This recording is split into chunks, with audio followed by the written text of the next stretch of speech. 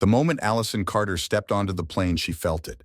That quiet sense of accomplishment that only came from knowing you had earned something. She had worked late nights, sacrificed weekends, and saved for months to afford this business class seat. It wasn't about luxury. It was about comfort, peace, and the satisfaction of rewarding herself for years of relentless effort. She walked down the aisle, her carry-on neatly tucked under her arm, eyes scanning for 4A, her seat. And there it was, a wide leather chair positioned by the window, promising a smooth flight to Paris. She exhaled, relieved. This was going to be her moment to relax. As she settled in, adjusting the headrest, something shifted, a presence. A flight attendant hovered beside her, her expression polite but hesitant. "Ma'am," she started, her voice sweet but rehearsed. "We need you to switch seats for another passenger." Allison's brow furrowed. She glanced at her ticket, then at the empty seat beneath her. "I'm sorry?" she asked, her voice measured. "This is my seat." The flight attendant gave a tight smile. "I understand, but we have a situation. We'd really appreciate your cooperation." Something in her tone was off, too soft, too expectant. Allison followed the woman's gaze and saw him, a man, tall, well-dressed, exuding the kind of confidence that suggested he wasn't used to hearing no. His navy suit was pressed, his watch gleamed under the cabin lights, and his posture, relaxed, entitled, like he already knew the outcome. Allison's stomach tightened. This wasn't a mistake. This wasn't about logistics. It was about something else entirely. She straightened her shoulders. "I'm sorry," she said again, more firmly this time. "I paid for this seat. I'm not moving." The flight attendant's smile faltered. For a split second, something flickered across her face. Annoyance? Frustration? Whatever it was, it vanished just as quickly. She leaned in slightly, voice dropping. "It's just a seat," she murmured. "It would make things a lot easier if you just cooperated." Allison's pulse quickened. "For whom?" she asked, her tone steady. A pause, a beat too long. The flight attendant cleared her throat. "Ma'am, we'd appreciate your understanding. The other passenger has a tight connection, and this would really help." The man in the suit still hadn't said a word. He just stood there, watching, waiting. Allison let the silence stretch between them before she responded. "I have a tight connection too." That wasn't a lie. She had planned this trip down to the minute, an important business meeting in Paris the next morning, a tight schedule that required her to land well-rested, but even if she didn't, that wasn't the point. The flight attendant's lips pressed into a thin line. "I'll be right back." And just like that, she turned on her heel and disappeared toward the front of the plane. Allison could feel the weight of eyes on her now. The other passengers were watching, some openly, others stealing quick glances. A woman across the aisle shifted in her seat, looking between Allison and the man in the suit with curiosity. A man a few rows back let out an audible sigh, shaking his head as if she was the problem. Allison sat still, focused. She knew this game. She'd played it before in boardrooms, negotiations, meetings where she wasn't expected to hold her ground. This wasn't just about a seat. It was about principle, and she wasn't about to lose. The air inside the cabin felt heavier now. The murmurs were growing, rippling through the business class section like a low hum of static. Allison sat perfectly still, her hands resting on her lap, her fingers lightly gripping the edge of her armrest. She had been in situations like this before, different setting, same tactics, a quiet push, a subtle pressure, a test to see how much she would bend. The man in the suit finally spoke. "Ma'am, I don't want to cause any trouble, but I really do have a tight connection." His voice was smooth, confident, the kind of voice used to closing deals and making people feel like compliance was their idea. Allison turned her head slightly, meeting his gaze. He wasn't irritated, not outwardly. He was patient, expectant. "So do I," she said simply. His smile didn't falter, but there was something behind his eyes, mild amusement, maybe even surprise. "I understand," he continued, "but I travel a lot for work. It's a logistical issue." The way he said it made it sound almost reasonable, like this wasn't about anything more than practicality. But Allison wasn't buying it. She had paid for this seat. She had planned for this flight. His schedule wasn't her problem. Before she could respond, the flight attendant returned. This time, she wasn't alone. A senior crew member trailed behind her, a middle-aged man with neatly combed gray hair and a name tag that read Douglas. His presence changed the energy in an instant. "Ma'am," Douglas started, his voice polished, professional. We really need to resolve this quickly. We're asking for your cooperation. There it was again, asking, but with the weight of expectation, the kind that wasn't meant to be denied. Allison inhaled deeply through her nose, keeping her voice calm. I'm happy to cooperate if you can give me a valid reason why I need to give up a seat I paid for. A flicker of something crossed his face. He hadn't expected her to push back so directly. As we mentioned, he said, adjusting his tie, the other passenger has a tight connection. It would be a tremendous help. To whom? She asked. Douglas hesitated. The flight attendant shifted uncomfortably. Allison didn't blink. If this was about an emergency, I'd understand. If there was a disabled passenger who needed accommodations, I'd move without hesitation. But that's not what's happening here. She let the silence sit between them. Ma'am, Douglas started again, but his voice had lost a fraction of its authority. We're just asking you to be considerate. Allison tilted her head slightly. Considerate? She echoed. Tell me something. Did you ask him to be considerate? Douglas stiffened. The flight attendant darted a glance at the man in the suit, who suddenly looked less comfortable than before. I'll be honest with you, Allison continued. This feels less like a request and more like pressure, and I don't appreciate being put in that position. More murmurs. Someone 2 rows back cleared their throat, uncomfortable with how public this was becoming. Douglas sighed through his nose. I understand your frustration, he said carefully. I'll be right back. He turned, walking briskly toward the front of the plane. The flight attendant followed, her smile forced as she glanced at Allison one last time before disappearing. The man in the suit exhaled, shaking his head slightly, then muttered, Unbelievable. Allison ignored him. She wasn't here to make friends. She was here to take the flight she paid for. Then, from the other side of the aisle, a woman in her 50s leaned slightly forward, speaking just loud enough for Allison to hear. You're doing the right thing, she said softly. Allison turned her head. The woman gave her a knowing look, the kind that said, I've seen this before. I know exactly what's happening here.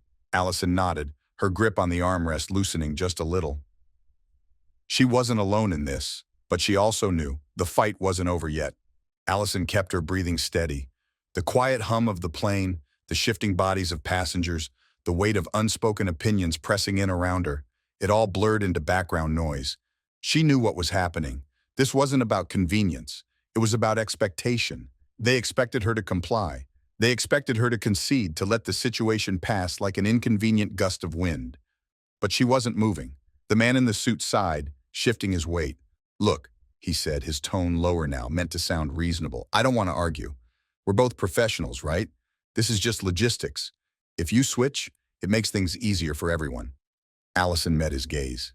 For you, she corrected. His jaw tightened slightly, but he forced another polite smile. Fine. Forget it.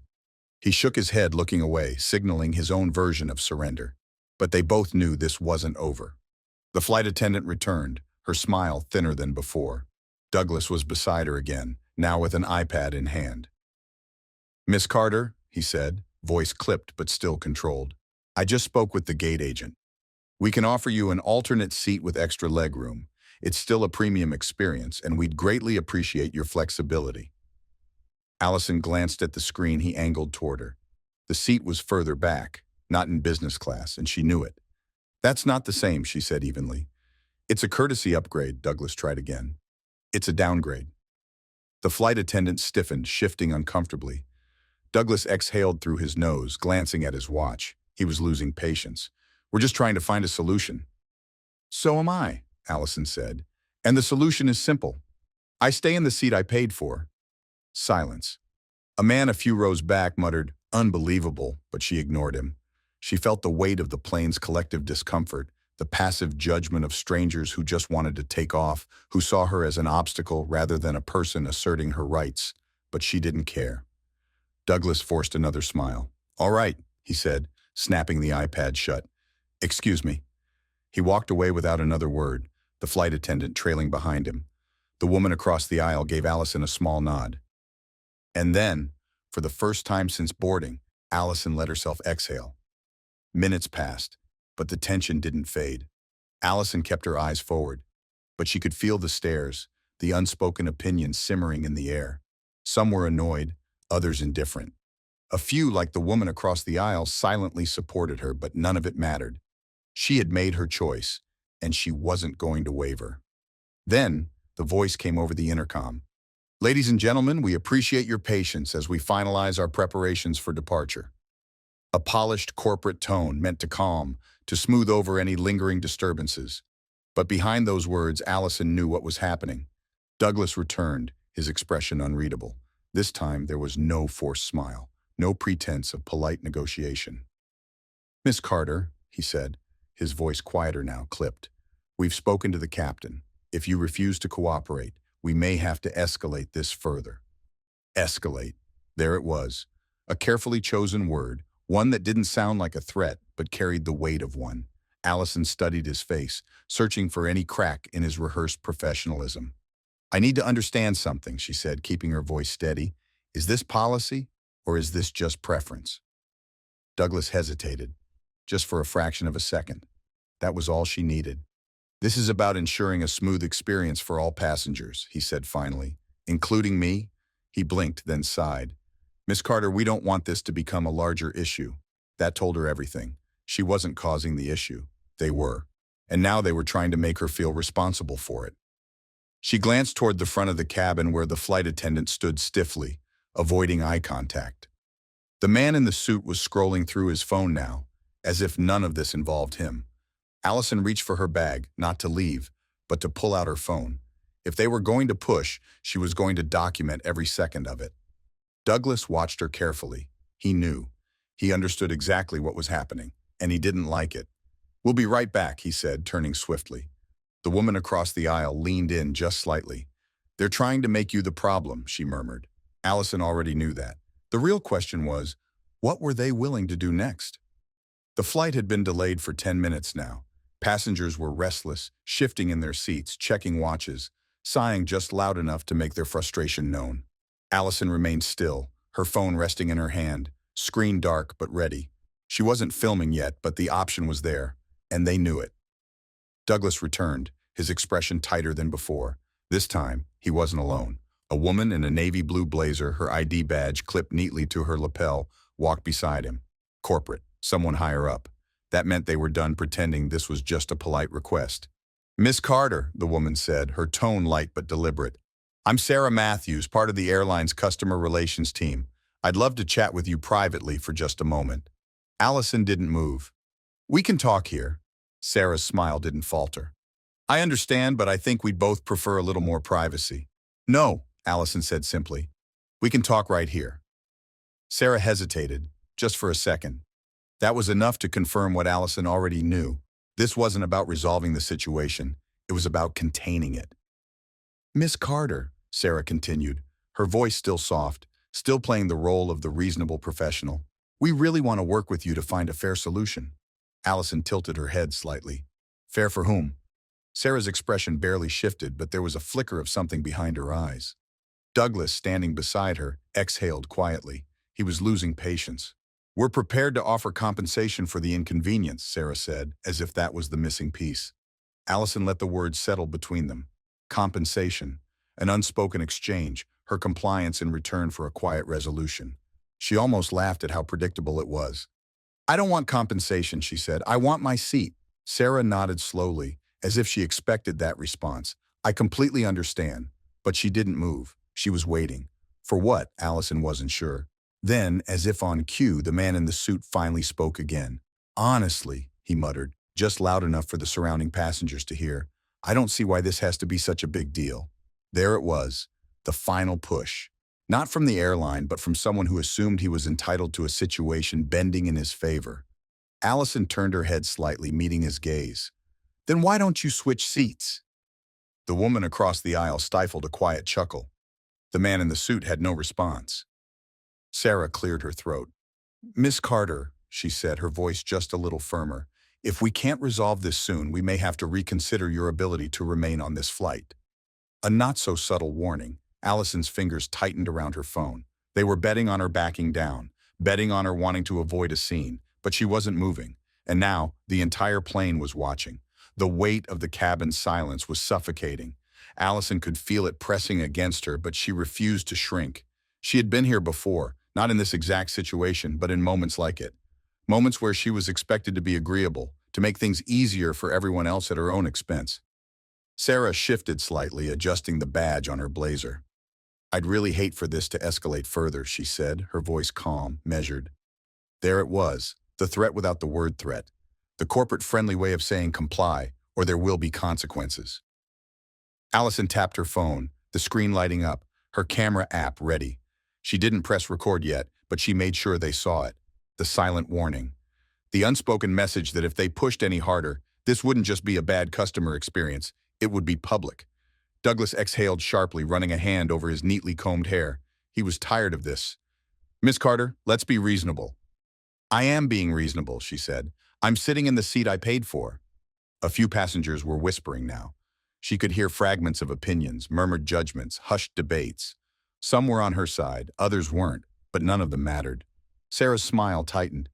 "Perhaps I can explain this differently," she started. "You can try," Allison said, her voice cool. Sarah hesitated, recalibrating. "We have discretion over seating assignments. It's standard procedure to make adjustments when necessary." "Necessary for whom?" Sarah's lips parted slightly, but no answer came. Allison already knew why. There was no real reason. No policy backing this. No justification beyond "this man wants your seat, and we assumed you'd comply." The man in the suit sighed again, louder this time. "This is ridiculous." Allison turned toward him, her patience razor thin. "Then sit somewhere else." His jaw tightened. He wasn't used to being challenged. Sarah cleared her throat. "Miss Carter, we need to resolve this immediately." Allison held up her phone just slightly. "Then put it in writing. Say it clearly so I can document exactly why you're asking me to move."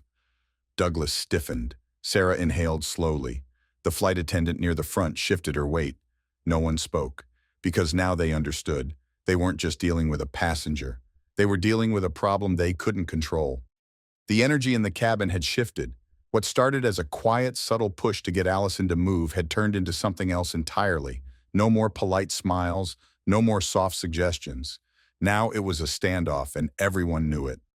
Sarah's fingers curled slightly around the tablet she held, her polished exterior beginning to crack. She was trained for conflict resolution, but this wasn't going according to script. Allison wasn't emotional. She wasn't yelling. She wasn't giving them an angle to dismiss her as unreasonable. She was just firm, and that made her harder to move. Douglas checked his watch again. Every passing second was money. Delays meant explanations. Explanations meant accountability. And that was the last thing he wanted. Sarah took a breath. "Miss Carter, I'm going to ask you one final time." Allison tapped her phone's screen. This time, she did press record. The soft chime of the camera activating was barely audible over the background noise of the cabin, but Sarah and Douglas both heard it. Their expressions barely changed, but something flickered behind their eyes. Allison tilted her head slightly. "I'm sorry, what was that? Can you repeat it for the recording?" Sarah's posture stiffened. Douglas shifted uncomfortably. Even the flight attendant by the galley took a step back. Silence. Then suddenly the man in the suit scoffed. "Oh, for God's sake," he muttered under his breath, rubbing a hand over his face. "Just forget it." Douglas blinked. "Sir?" "I said forget it," the man huffed, shaking his head. He wasn't used to waiting, wasn't used to not getting what he wanted. But now, with half the plane watching, with the camera rolling, with the airline staff visibly hesitating, he saw the writing on the wall. He wasn't going to win this. Sarah's lips pressed into a thin line. She exhaled quietly, then turned back to Allison. "I appreciate your patience," she said stiffly. "Enjoy your flight." She turned on her heel, walking back toward the front of the plane. Douglas followed, his jaw tight. The flight attendant cleared her throat. "Ladies and gentlemen, we're now ready for departure." Just like that, it was over. Or at least they thought it was. The plane had been in the air for an hour. The tension that once crackled through the cabin had settled into an awkward quiet. Flight attendants moved through the aisles as if nothing had happened, serving drinks, forcing smiles, pretending the last 40 minutes hadn't been a slow-burning disaster. Allison stared out the window, the soft hum of the engines filling the space around her. She had won, or at least she hadn't lost. But something about it still sat heavy in her chest. A quiet voice broke her thoughts. "I admire what you did." She turned her head. The woman across the aisle was watching her, the same knowing expression on her face. Most people wouldn't have pushed back. Allison exhaled a small, tired laugh. "Most people shouldn't have to." The woman nodded, taking a slow sip of her wine. I've been flying for years, seen a lot, but that? She tilted her glass toward Allison. That was something else. Allison gave a small nod in return, but before she could respond, she noticed movement in her peripheral vision. The flight attendant, the same one who had started it all, was walking toward her. For a second, Allison braced herself. Another excuse? Another weak attempt at smoothing things over? Instead, the woman stopped beside her, holding out a small slip of paper. "Miss Carter," she said quietly, her tone unreadable. "From the captain." Allison hesitated, then took it. The flight attendant walked away without another word. She unfolded the paper. "We see more than you think. Thank you for not moving. Drinks are on us tonight." Her breath caught for just a second. She read it twice, then pressed the paper between her fingers, feeling the weight of what it meant. Not everyone on this plane had been against her. Not everyone had seen her as a problem. She turned back toward the window, the city lights below sparkling against the night sky. And for the first time since boarding, she finally let herself relax.